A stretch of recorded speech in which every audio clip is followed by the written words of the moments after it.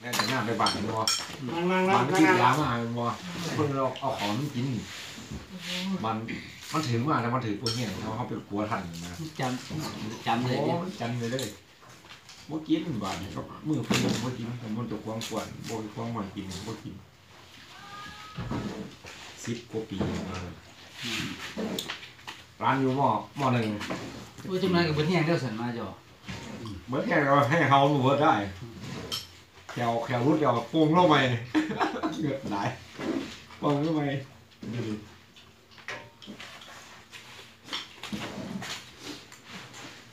ไปทางสุดเลยมันเป็นจางฟูงเขาหวานเนี่ยหน้าการแต่งเลยมีอยู่3-4ตัว เดี๋ยวจะผมถึงเลย หอบเส้นกัน ไม่ ไป ไม่เสียงไรเดียว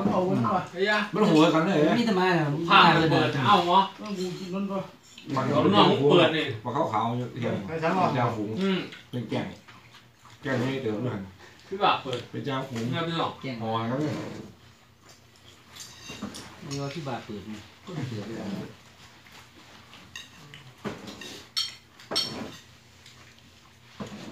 มาครับแต่ก็มามือดีเลยว่ะ มามูคืออะไรเนี่ย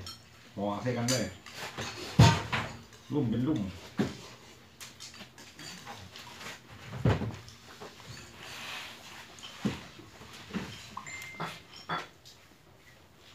ยังไปอุดบ่ได้ไปไกลนะแถวนี้ไปเงี้ยเสียอาหารมาถึงก็ยำเลยดีคิดแห้งมันยังอุดพอคน ขึ้นน้อยจนสูงเนาะแฮมอะไรเนี่ยเขาบึ้นมาเนี่ย พอเลยนะจ๊ะไม่ร่งหรอก เดี๋ยวก็สั่งนะดูแกงมันก็พอแล้ว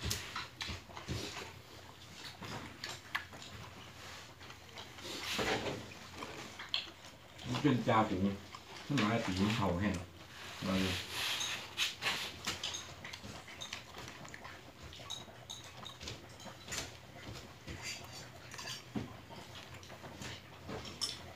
หันปุ๊บเนี่ยเขาคอยอยู่บ้านปุ๊บเนี่ยเขาบอกอย่าไปเห็นน้ำเจอนอนนู่นเขามากโอ้โหได้แบบตรงเขาที่เขาบ้านเต็มใจโอ้ยมาถึงทุกข่าว ทะเลนะครับมือไปทะเลนะ อื่นไม่แดดไม่ลงก็มือเนี่ย ไม่เท่า เดี๋ยวมีแต่เดียดเนาะ ใส่น้ำมันเครื่อง มีแต่เดียดลมมีเหรอ ใส่น้ำมันเครื่องคิมเติมสติภาพ เราบินไหเรามาทำมันทั้งอยู่แล้วคุณต้องกิน ให้เราบอกเจ๊กนะบอลเขาเนี่ยบอกเป็นกันนะ เป็นแต่เข้าว่ายังก็นี่กินเหล้าไล่หรือบ่บ่ บอก บ่อะไรเนี่ยขวดกาผักขวดกระสันมันจะเอื่นไปลายมือ วันนี้รัสเซลซ้ำๆพี่นะจบทำเกาหลี ว่าบุญท่ามันเกี่ยวเลยมันเกี่ยวได้อยู่ ดำได้หมอ เบิดก่อน ดำผมนั่นยังวะดูคิดเบิดกว่าหลวงพ่อ ไม่ทำมาแบบนั้น เดี๋ยวหอมมึงไปพูดกับดึงอยู่ที่บ้านเท่าน่ะก็ยกขาหางเดียวป๊ากกูดึงได้ยังมีหลังได้กูดึงนั่งเดินได้ยินเสียงหัดปะมานั่งจกลงไปวันไหนเศร้าบาโอ้ยมวนแท้ สิบอกมา อ้าวกูกระดึงเนาะอยู่บ้านเท่าเนาะ บ้านนี่ละผู้กระดิ่ง ถึงอย่างเดียว ไม่มีอะไรผู้กระดิ่งห้ามเหมือนไม่ปวด นั่นไง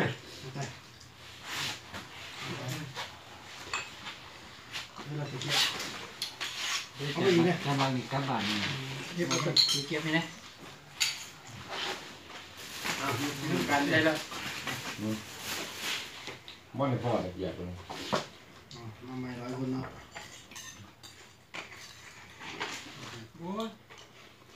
เสียงมาใหม่เลยนะใส่ว่าบริสุทธิ์เสียง ไม่ได้มีสินมาเนาะ เก็บไปไหมอ่ะ บุญสินนี่ ไอ้จ้าไม่ใช่มันว่าคือมันจะใช่ว่าคือแกว่าให้มาอีกบ่ โอ้พี่แม่นี่นั่งอยู่เอาไปสูบยาเลย ตุละ แล้ว จะไปทิ้งอ่ะ โอ้แต่ว่าเอาใบพัดไปเรียก เกี่ยวกับเรื่อยๆแล้วกับปวดเรื่อยจะเรื่อยไปเสีย ที่มีตุละทำไปหรอก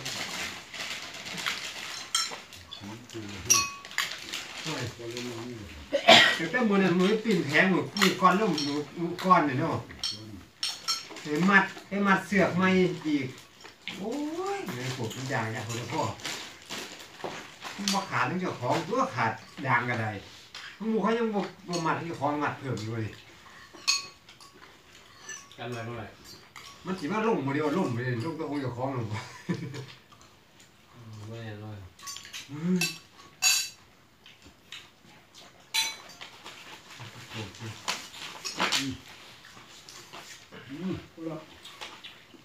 มาทั้งมัดบ่ขอดแล้วก็หาย5 บาทนี่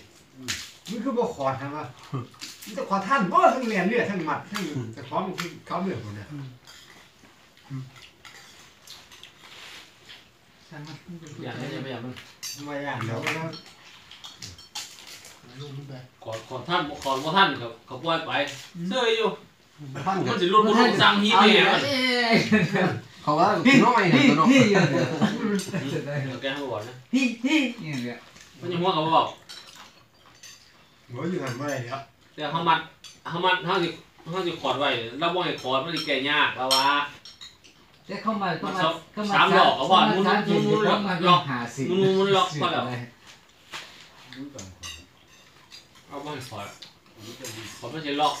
มันสิไหลกับมันล็อกแล้วก็แก่ยาก มันเข้ามัดหัวนี่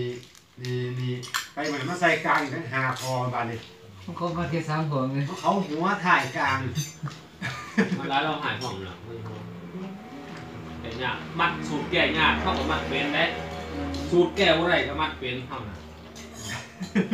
สูตรตัดบอแล้วสูตรแบบไรเฮ็ดเป็นมั้งบ่เป็นมาเสือกเรียนนี่นะยังคุย เดี๋ยว ถูกตายเลยก็ได้คันบ่มีเมียนะอย่าคิดว่าสิแก่ได้